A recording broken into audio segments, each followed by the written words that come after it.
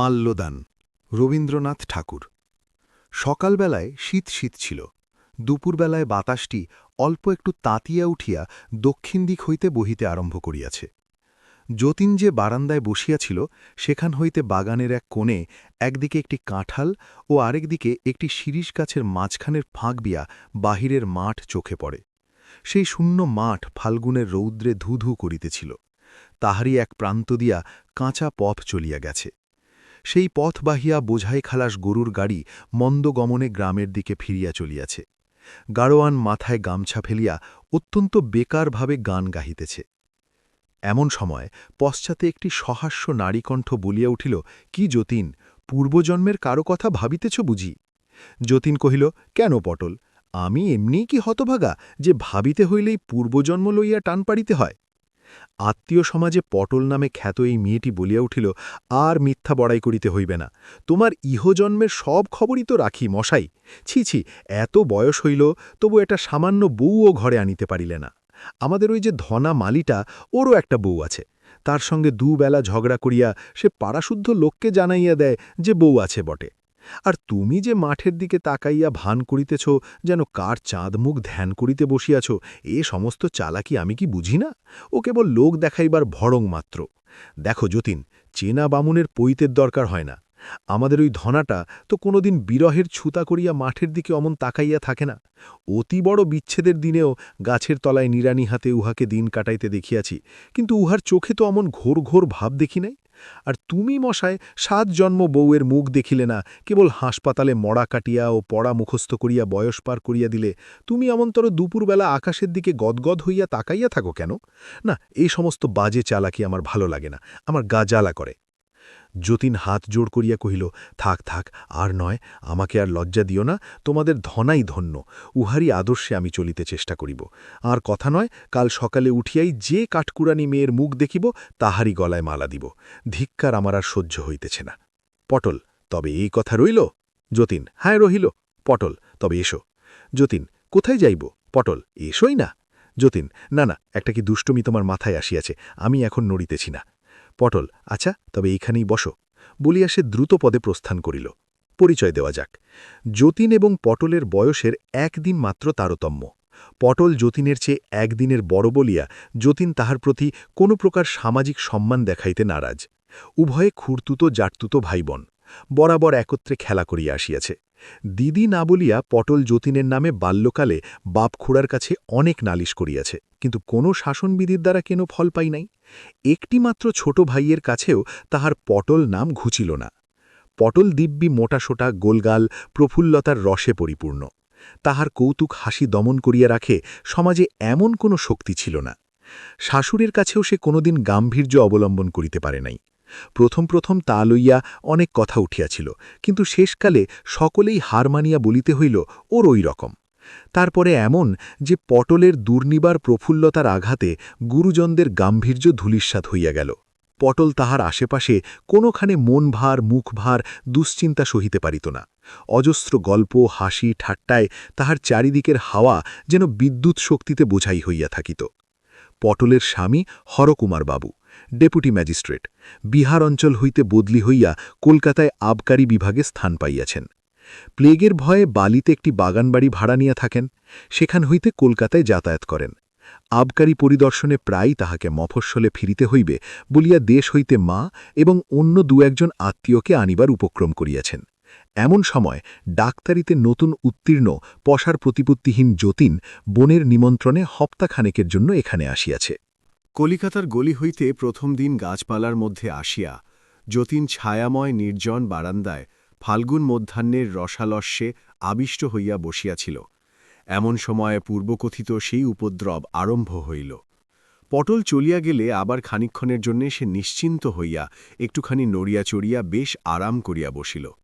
কাঠকুড়ানি মেয়ের প্রসঙ্গে ছেলেবেলাকার রূপকথার অলিগলির মধ্যে তাহার মন ঘুরিয়া বেড়াইতে লাগিল। এমন সময় আবার পটলের আশিমাখা কণ্ঠের কাকলিতে সে চমকিয়া উঠিল। পটল আরেকটি মেয়ের হাত ধরিয়া সবেগে টানিয়া আনিয়া যতীনের সম্মুখে স্থাপন করিল, কহিল, ও কুড়ানি। মেয়েটি কহিল, কি দিদি? পটল, আমার এই ভাইটি কেমন দেখ দেখি। মেয়েটি অসংকোচে যতীনকে দেখিতে লাগিল। পটল কহিল, কেমন, ভালো দেখিতে না? মেয়েটি গম্ভীরভাবে বিচার করিয়া ঘাড় নাড়িয়া কহিল, হ্যাঁ, ভালো। যতীন লাল হইয়া চৌকি ছাড়িয়া উঠিয়া কহিল, আহ পটল, কি ছেলে মানুষই করিতেছ? আমি ছেলে মানুষই করি না, তুমি বুড়ো মানুষই করো। তোমার বুঝি বয়সের গাছপাথর নাই? যতীন পলায়ন করিল। পটল তাহার পিছনে পিছনে ছুটিতে ছুটিতে কহিল, ও যতীন, তোমার ভয় নাই, তোমার ভয় নাই, এখনই তোমার মালা দিতে হইবে না। ফাল্গুন চৈত্রে লগ্ন নাই, এখনও হাতে সময় আছে। পটল যাহাকে কুড়ানি বলিয়া ডাকে, সেই মেয়েটি অবাক হইয়া রহিল। সন্ধ্যাবেলায় হরকুমার বাবু কলিকাতা হইতে ফিরিয়া আসিয়া যতীনকে দেখিয়া কহিলেন, এই যে যতীন আসিয়াছে, ভালোই হইয়াছে, তোমাকে একটু ডাক্তারি করিতে হইবে। পশ্চিমে থাকিতে দুর্ভিক্ষের সময় আমরা একটি মেয়েকে লইয়া মানুষ করিতেছি। পটল তাহাকে কুণানি বলিয়া ডাকে। উহার বাপ মা এবং ওই মেয়েটি আমাদের বাংলার কাছেই একটি গাছতলায় পড়িয়াছিল। যখন খবর পাইয়া গেলাম, গিয়ে দেখি উহার বাপ মা মরিয়াছে, মেয়েটির প্রাণটুকু আছে মাত্র। পটল তাহাকে অনেক যত্নে বাঁচাইয়াছে। উহার জাতের কথা কেহ জানে না। তাহা লইয়া কেহ আপত্তি করিলেই পটল বলে, ও তো দ্বিজ, একবার মরিয়া এবার আমাদের ঘরে জন্মিয়াছে, উহার সাবেক জাত কোথায় ঘুচিয়া গেছে। প্রথমে মেয়েটি পটলকে মা বলিয়া ডাকিতে শুরু করিয়াছিল। পটল ধমক দিয়া বলিল, খবরদার, আমাকে মা বলিস নে, আমাকে দিদি বলিস। পটল বলে, অত বড় মেয়ে মা বলিলে নিজেকে বুড়ি বলিয়া মনে হইবে যে। বোধ করি সেই দুর্ভিক্ষের উপবাসে বা আর কোনো কারণে উহার থাকিয়া থাকিয়া শুল বেদনার মতো হয়। ব্যাপারখানা কি তোমাকে ভালো করিয়া পরীক্ষা করিয়া দেখিতে হইবে। ওরে তুলসী, কুড়ানিকে ডাকিয়া আনত। কুড়ানি চুল বাঁধিতে বাঁধিতে অসম্পূর্ণ বেনি পিঠের ওপরে দুলাইয়া হরকুমার বাবুর ঘরে আসিয়া উপস্থিত হইল। তাহার হরিণের মতো চোখ দুটি দুজনের ওপর রাখিয়া সে চাইয়া রহিল। যতীন ইতস্তত করিতেছে দেখিয়া হরকুমার তাহাকে কহিলেন, বৃথা সংকোচ করিতেছ যতীন, উহাকে দেখতে মস্ত ডাগর, কিন্তু কচি ডাবের মতো উহার ভিতরে কেবল জল ছলছল করিতেছে, এখনও শ্বাসের রেখামাত্র দেখা দেয়নি। ও কিছুই বোঝে না, উহাকে তুমি নারী বলিয়া ভ্রম করিও না, ও বনের হরিণী। যতীন তাহার ডাক্তারি কর্তব্য সাধন করিতে লাগিল। কুড়ানি কিছুমাত্র কুণ্ঠা প্রকাশ করিল না। যতীন কহিল, শরীরযন্ত্রের কোনো বিকার তো বোঝা গেল না। পটল ফস করিয়া ঘরে ঢুকিয়া বলিল, হৃদয়যন্ত্রেরও কোনো বিকার ঘটে নাই, তার পরীক্ষা দেখতে চাও? বলিয়া কুড়ানির কাছে গিয়ে তাহার চিবুক স্পর্শ করিয়া কহিল, ও কুড়ানি, আমার এই ভাইটিকে তোর পছন্দ হইয়াছে? কুড়ানি মাথা হেলাইয়া কহিল, হ্যাঁ। পটল কহিল, আমার ভাইকে তুই বিয়ে করবি? সে আবার মাথা হেলাইয়া কহিল, হ্যাঁ। পটল এবং হরকুমার বাবু হাসিয়া উঠিলেন। কুড়ানির কৌতুকের মর্ম না বুঝিয়া তাহাদের অনুকরণে মুখখানি হাসিতে ভরিয়া চাইয়া রহিল।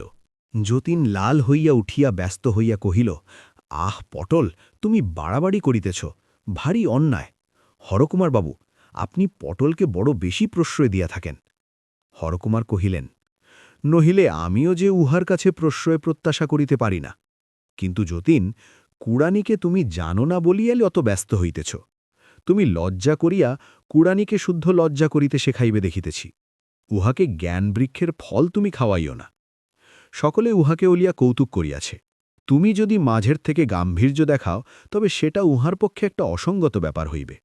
পটল, ওই জন্যই তো যতীনের সঙ্গে আমার কোনো কালেই বনিল না। ছেলেবেলা থেকে কেবলই ঝগড়া চলিতেছে, ও বড় গম্ভীর। হরকুমার, ঝগড়া করাটা বুঝি এমনি করিয়া একেবারে অভ্যেস হইয়া গেছে? ভাই সরিয়া পড়িয়াছেন এখন। পটল, ফের মিথ্যে কথা। তোমার সঙ্গে ঝগড়া করিয়া সুখ নাই, আমি চেষ্টাও করি না। হরকুমার, আমি গোড়াতেই হার মানিয়া যাই। পটল, বড় কর্মই করো, গোড়ায় হার না মানিয়া শেষে হার মানিলে কত খুশি হইতাম। রাত্রে শোবার ঘরে জানলা দরজা খুলিয়া দিয়া যতীন অনেক কথা ভাবিল। যে মেয়ে আপনার বাপমাকে না খাইতে পাইয়া মরিতে দেখিয়াছে, তাহার জীবনের উপর কি ভীষণ ছায়া পড়িয়াছে। এই নিদারুণ ব্যাপারে সে কত বড় হইয়া উঠিয়াছে, তাহাকে লইয়া কি কৌতুক করা যায়? বিধাতা দয়া করিয়া তাহার বুদ্ধিবৃত্তির উপরে একটা আবরণ ফেলিয়া দিয়াছেন। এই আবরণ যদি উঠিয়া যায়, তবে অদৃষ্টের রুদ্রলীলার কি ভীষণ চিহ্ন প্রকাশ হইয়া পড়ে। আজ মধ্যাহ্নে গাছের ফাঁক দিয়া যখন যতীন ফাল্গুনের আকাশ দেখিতেছিল, দূর হইতে কাঁঠাল মুকুলের গন্ধ মৃদুতর হইয়া তাহার ঘ্রাণকে আবিষ্ট করিয়া ধরিতেছিল, তখন তাহার মনটা মাধুর্যের কুহেলিকায় সমস্ত জগৎটাকে আচ্ছন্ন করিয়া দেখিয়াছিল। ওই বুদ্ধিহীন বালিকা তাহার হরিণের মতো চোখ দুটি লইয়া সেই সোনালি কুহেলিকা অপসারিত করিয়া দিয়াছে। ফাল্গুনের এই কুজন গুঞ্জন মর্মরের পশ্চাতে যে সংসার ক্ষুধা তৃষ্ণাতুর দুঃখ কঠিন দেহ লইয়া বিরাট মূর্তিতে দাঁড়াইয়া আছে, উদ্ঘাটিতে যবনিকার শিল্প মাধুর্যের অন্তরালে সে দেখা দিল। পরদিন সন্ধ্যার সময় কুড়ানির সেই বেদনা ধরিল। পটল তাড়াতাড়ি যতীনকে ডাকিয়া পাঠাইল। যতীন আসিয়া দেখিল কষ্টে কুড়ানির হাতে পায়ে খিল ধরিতেছে, শরীর আড়ষ্ট। যতীন ঔষধ আনিতে পাঠাইয়া বোতলে করিয়া গরম জল আনিতে হুকুম করিল। পটল কহিল, ভারী মস্ত ডাক্তার হইয়াছ, পায়ে একটু গরম তেল মালিশ করে দাও না, দেখিতেছ না পায়ের তলা হিম হইয়া গেছে। যতীন রোগিণীর পায়ের তলায় গরম তেল সবেগে ঘষিয়া দিতে লাগিল। চিকিৎসা ব্যাপারে রাত্রি অনেক হইল। হরকুমার কলিকাতা হইতে ফিরিয়া আসিয়া বারবার কুড়ানির খবর লইতে লাগিলেন। যতীন বুঝিল সন্ধেবেলায় কর্ম হইতে ফিরিয়া আসিয়া পটল অভাবে হরকুমারের অবস্থা অচল হইয়া উঠিয়াছে। ঘন ঘন কুড়ানির খবর লইবার তাৎপর্য তাই। যতীন কহিল, হরকুমারবাবু ছটফট করিতেছেন, তুমি যাও পটল। পটল কহিল, পরের দোহাই দিবে বই কি, ছটফট কে করিতেছে তা বুঝিয়াছি, আমি গেলেই এখন তুমি বাঁচো। এদিকে কথায় কথায় লজ্জায় মুখ চোখ লাল হইয়া ওঠে, তোমার পেটে যে এত ছিল তা কে বুঝিবে। যতীন, আচ্ছা দোহাই তোমার, তুমি এইখানেই থাকো, রক্ষা করো, তোমার মুখ বন্ধ হইলে বাঁচি।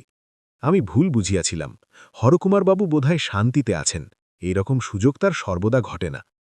কুড়ানি আরাম পাইয়া যখন চোখ খুলিল, পটল কহিল, তোর চোখ খোলাইবার জন্য তোর বর আজ অনেকক্ষণ ধরিয়া তোকে পায়ে ধরিয়া সাধিয়াছে, আজ তাই বুঝি এত দেরি করিলি, ছিছি, ওর পায়ের ধুলো নে।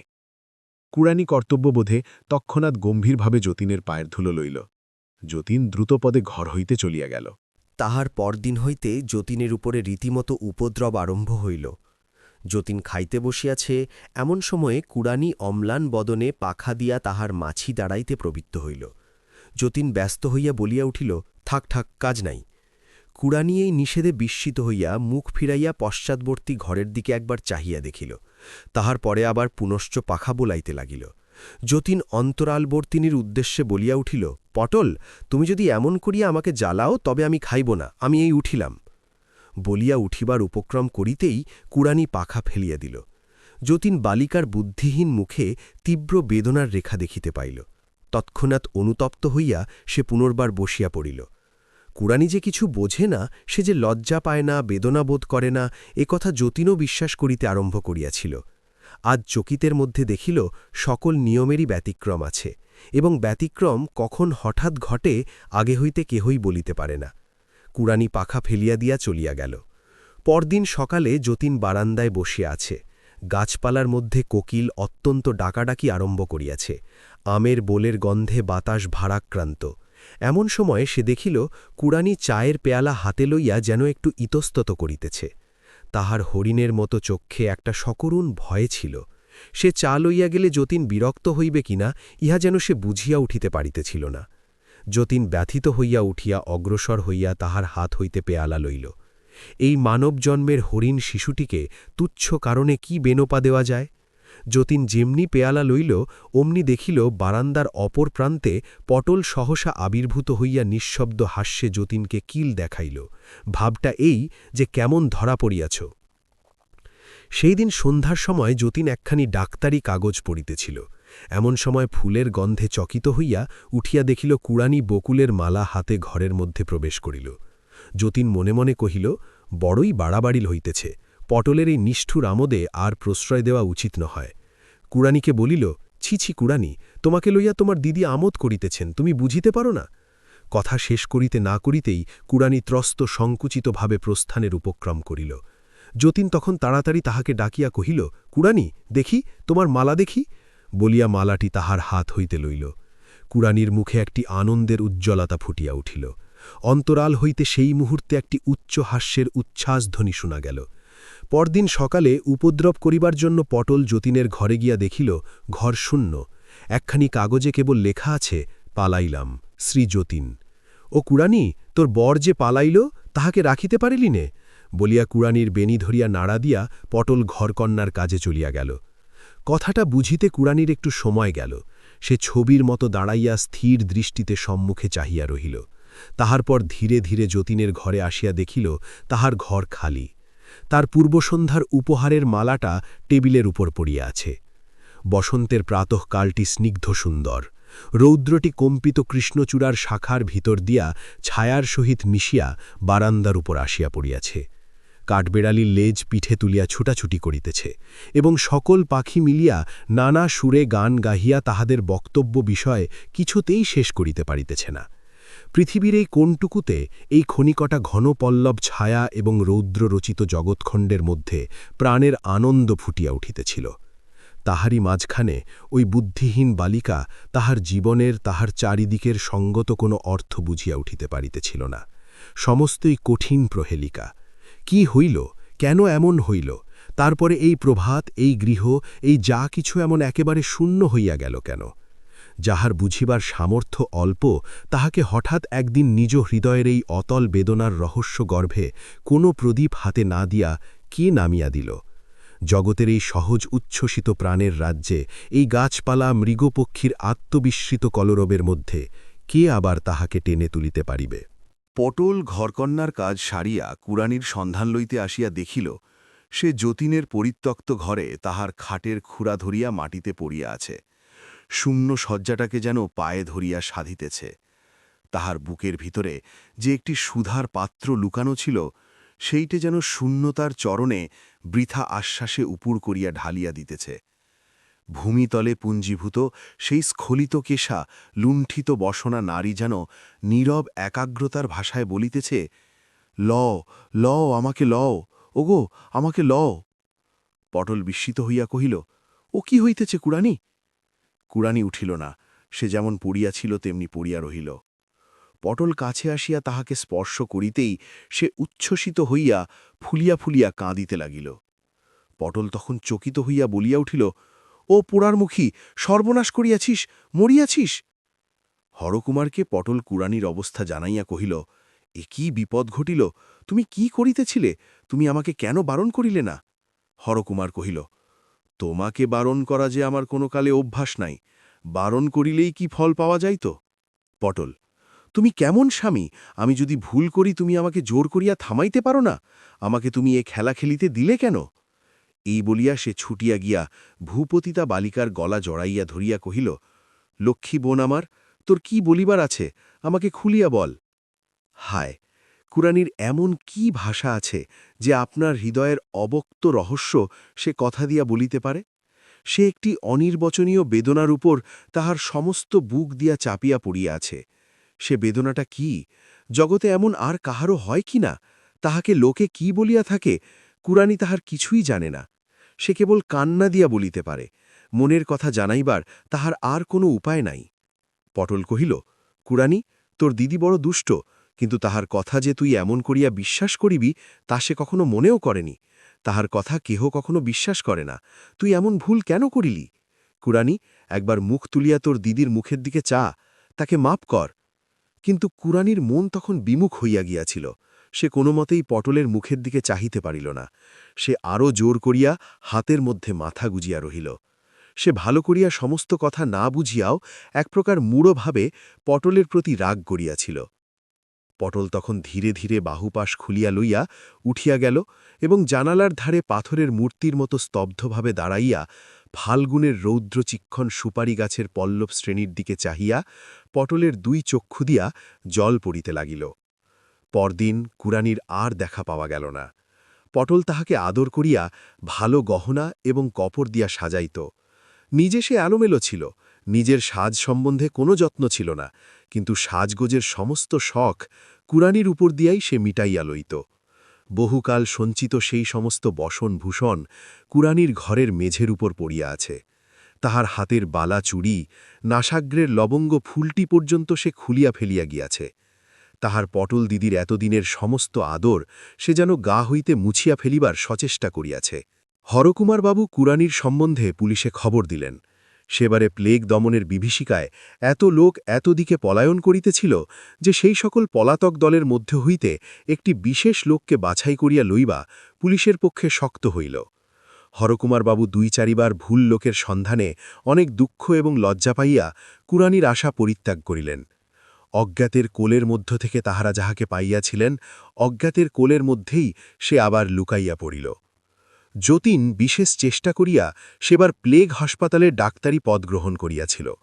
একদিন দুপুরবেলায় বাসায় আহার সারিয়া হাসপাতালে আসিয়া শুনিল হাসপাতালের স্ত্রী বিভাগে একটি নতুন রোগিণী আসিয়াছে। পুলিশ তাহাকে পথ হইতে কুড়াইয়া আনিয়াছে।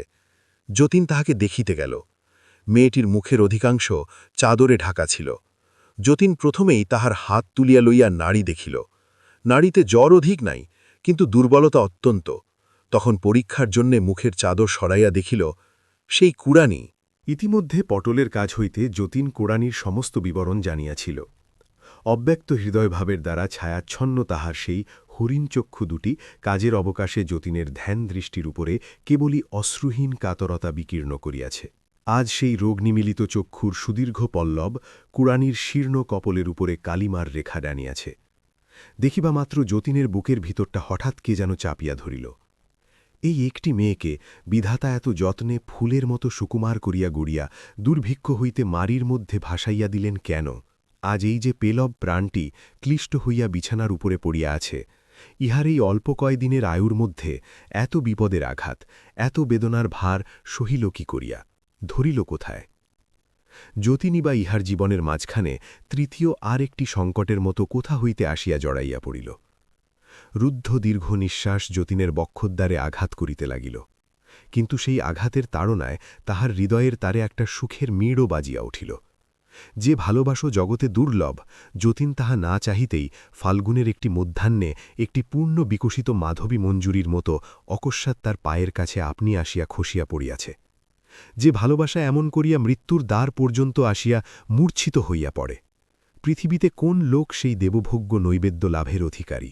যতীন কুড়ানির পাশে বসিয়া তাহাকে অল্প অল্প গরম দুধ খাওয়াইয়া দিতে লাগিল। খাইতে খাইতে অনেকক্ষণ পরে সে দীর্ঘ নিঃশ্বাস ফেলিয়া চোখ মেলিল। যতীনের মুখের দিকে চাহিয়া তাহাকে সুদূর স্বপ্নের মতো যেন মনে করিয়া লইতে চেষ্টা করিল। যতীন যখন তাহার কপালে হাত রাখিয়া একটুখানি নাড়া দিয়া কহিল, কুড়ানি, তখন তাহার চোখের উপরে বাষ্পকোমল আরেকটি মোহের আবরণ পড়িল। প্রথম মেঘ সমাগমে সুগম্ভীর আষাঢ়ের আকাশের মতো কুড়ানির কালো চোখ দুটির উপরে একটি যেন সুদূরব্যাপী সজল স্নিগ্ধতা ঘনাইয়া আসিল। যতীন সকরুণ যত্নের সহিত কহিল, কুড়ানি, এই দুধটুকু শেষ করিয়া ফেল। কুড়ানি একটু উঠিয়া বসিয়া পেয়ালার ওপর হইতে যতীনের মুখে স্থির দৃষ্টিতে চাহিয়া সেই দুধটুকু ধীরে ধীরে খাইয়া ফেলিল। হাসপাতালের ডাক্তার একটিমাত্র রোগীর পাশে সমস্তক্ষণ বসিয়া থাকিলে কাজও চলে না, দেখিতেও ভালো হয় না। অন্যত্র কর্তব্য সারিবার জন্য যতীন যখন উঠিল, তখন ভয়ে ও নৈরাশ্যে কুড়ানির চোখ দুটি ব্যাকুল হইয়া পড়িল। যতীন তাহার হাত ধরিয়া তাহাকে আশ্বাস দিয়া কহিল, আমি আবার এখনই আসিব কুড়ানি, তোমার কোনো ভয় নাই। যতীন কর্তৃপক্ষ দিগকে জানাইল যে এই নূতন আনিত রোগিণীর প্লেগ হয় নাই, সে না খেয়ে দুর্বল হইয়া পড়িয়াছে। এখানে অন্য প্লেগ রোগীর সঙ্গে থাকিলে তাহার পক্ষে বিপদ ঘটিতে পারে।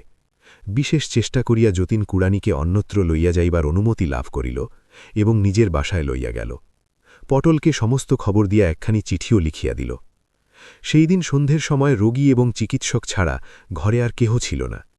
শিয়রের কাছে রঙিন কাগজের আবরণে ঘেরা একটি কেরোসিন ল্যাম্প ছায়াচ্ছন্ন মৃদু আলোক বিকীর্ণ করিতেছিল। ব্র্যাকেটের উপরে একটি ঘড়ি নিস্তব্ধ ঘরে টিকটিক শব্দে দোলক দোলাইতেছিল। যতীন কুড়ানির কপালে হাত দিয়া কহিল, তুমি কেমন বোধ করিতেছ কুড়ানি? কুড়ানি তাহার কোনো উত্তর না করিয়া যতীনের হাতটি আপনার কপালেই চাপিয়া রাখিয়া দিল। যতীন আবার জিজ্ঞাসা করিল, তোমার গলায় এটা কি কুড়ানি? কুড়ানি তাড়াতাড়ি কাপড়টা টেনে তাহা ঢাকিমার চেষ্টা করিল। যতীন দেখিল সে একগাছি শুকনো বকুলের মালা। তখন তাহার মনে পড়িল সে মালাটা কি। ঘড়ির টিকটিক শব্দের মধ্যে যতীন চুপ করিয়া বসিয়া ভাবিতে লাগিল। কুড়ানির এই প্রথম লুকাইবার চেষ্টা, নিজের হৃদয়ের ভাব গোপন করিবার এই তাহার প্রথম প্রয়াস। কুড়ানি মৃগ শিশু ছিল, সে কখন হৃদয় ভারাতুর যুবতী নারী হইয়া উঠিল। কোন রৌদ্রের আলোকে, কোন রৌদ্রের উত্তাপে তাহার বুদ্ধির উপরকার সমস্ত কুয়াশা কাটিয়া গিয়া তাহার লজ্জা, তাহার শঙ্কা, তাহার বেদনা এমন হঠাৎ প্রকাশিত হইয়া পড়িল। রাত্রি 2:30টার সময় যতীন চৌকিতে বসিয়াই ঘুমিয়া পড়িয়াছে। হঠাৎ দ্বার খোলার শব্দে চমকিয়া উঠিয়া দেখিল পটল এবং হরিকুমার বাবু এক বড় ব্যাগ হাতে ঘরের মধ্যে প্রবেশ করিলেন। হরিকুমার কহিলেন, তোমার চিঠি পাইয়া কাল সকালে আসিব বলিয়া বিছানায় শুইলাম। অর্ধেক রাত্রে পটল কহিল, ওগো, কাল সকালে গেলে কুড়ানিকে দেখিতে পাইব না, আমাকে এখনই যাইতে হইবে। পটলকে কিছুতেই বুঝাইয়া রাখা গেল না, তখনই একটা গাড়ি করিয়া বাহির হইয়া পড়িয়াছি। পটল হরিকুমারকে কহিল, চলো, তুমি যতীনের বিছানায় শোবে চলো। হরিকুমার ঈষৎ আপত্তির আড়ম্বর করিয়া যতীনের ঘরে গিয়া শুইয়া পড়িলেন। তাহার নিদ্রা যাইতেও দেরি হইল না। পটল ফিরিয়া আসিয়া যতীনকে ঘরের এক কোণে ডাকিয়া জিজ্ঞাসা করিল, আশা আছে? যতীন কুড়ানির কাছে আসিয়া তাহার নাড়ি দেখিয়া মাথা নাড়িয়া ইঙ্গিতে জানাইল যে আশা নাই। পটল কুড়ানির কাছে আপনাকে প্রকাশ না করিয়া যতীনকে আড়ালে লইয়া কহিল, যতীন, সত্য বলো, তুমি কি কুড়ানিকে ভালোবাসো না? যতীন পটলকে কোনো উত্তর না দিয়া কুড়ানির বিছানার পাশে আসিয়া বসিল। তাহার হাত চাপিয়া ধরিয়া নাড়া দিয়া কহিল, কুড়ানি, কুড়ানি। কুড়ানি চোখ মেলিয়া মুখে একটি শান্ত মধুর হাসির আভাসমাত্র আনিয়া কহিল, কি দাদাবাবু? যতীন কহিল, কুড়ানি, তোমার এই মালাটি আমার গলায় পরাইয়া দাও। কুড়ানি অনিমেষ অবুজ চোখে যতীনের মুখের দিকে তাকাইয়া রহিল। যতীন কহিল, তোমার মালা আমাকে দিবে না? যতীনের এই আদরের প্রশ্রয়টুকু পাইয়া কুড়ানির মনে পূর্বকৃত অনাদরের একটুখানি অভিমান জাগিয়া উঠিল। সে কহিল, কি হবে দাদাবাবু? যতীন দুই হাতে তাহার হাত লইয়া কহিল, আমি তোমাকে ভালোবাসি কুড়ানি। শুনিয়া ক্ষণকালের জন্য কুড়ানি স্তব্ধ রহিল। তাহার পরে তাহার দুই চক্ষু দিয়া অজস্র জল পড়িতে লাগিল। যতীন বিছানার পাশে নামিয়া হাঁটু গাড়িয়া বসিল। কুড়ানির হাতের কাছে মাথা নত করিয়া রাখিল। কুড়ানি গলা হইতে মালা খুলিয়া যতীনের গলায় পরাইয়া দিল। তখন পটল তাহার কাছে আসিয়া ডাকিল, কুড়ানি। কুড়ানি তাহার শীর্ণ মুখ উজ্জ্বল করিয়া কহিল, কি দিদি? পটল তাহার কাছে আসিয়া তাহার হাত ধরিয়া কহিল, আমার ওপর তোর কোনো রাগ নাই বোন? কুড়ানি স্নিগ্ধ কোমল দৃষ্টিতে কহিল, না দিদি। পটল কহিল, যতীন, একবার তুমি ও ঘরে যাও। যতীন পাশের ঘরে গেলে পটল ব্যাগ খুলিয়া কুড়ানির সমস্ত কাপড় গহনা তাহার মধ্য হইতে বাহির করিল। রোগিণীকে অধিক নাড়াচাড়া না করিয়া একখানি লাল বেনারসি শাড়ি সন্তর্পণে তাহার মলিন বস্ত্রের উপর জড়াইয়া দিল। পরে একে একে এক এক গাছি চুড়ি তাহার হাতে দিয়া দুই হাতে দুই বালা পরাইয়া দিল। তারপরে ডাকিল, যতীন। যতীন আসিতেই তাহাকে বিছানায় বসাইয়া পটল তাহার হাতে কুড়ানির এক ছড়া সোনার হার দিল। সেই হারছড়াটি লইয়া আস্তে আস্তে কুড়ানির মাথা তুলিয়া ধরিয়া তাহাকে পরাইয়া দিল। ভোরের আলো যখন কুড়ানির মুখের ওপরে আসিয়া পড়িল, তখন সে আলো সে আর দেখিল না। তাহার অম্লান মুখকান্তি দেখিয়া মনে হইল সে মরে নাই, কিন্তু সে যেন একটি অতলস্পর্শ সুখ স্বপ্নের মধ্যে নিমগ্ন হইয়া গেছে। যখন মৃতদেহ লইয়া যাইবার সময় হইল, তখন পটল কুড়ানির বুকের ওপর পুড়িয়া কাঁদিতে কাঁদিতে কহিল, বোন, তোর ভাগ্য ভালো, জীবনের চেয়ে তোর মরণ সুখের। যতীন কুড়ানির সেই শান্ত স্নিগ্ধ মৃত্যুচ্ছবির দিকে চাহিয়া ভাবিতে লাগিল, যাহার ধন তিনিই নিলেন, আমাকেও বঞ্চিত করিলেন না। আমাদের এই ছোট্ট প্রচেষ্টা আপনাদের কেমন লাগছে? আপনাদের প্রতিটি কমেন্ট আমাদের নতুন কাজ করতে উৎসাহ দেয়। ভালো লাগলে সাবস্ক্রাইব করে আমাদের পরিবারের সদস্য হয়ে যান।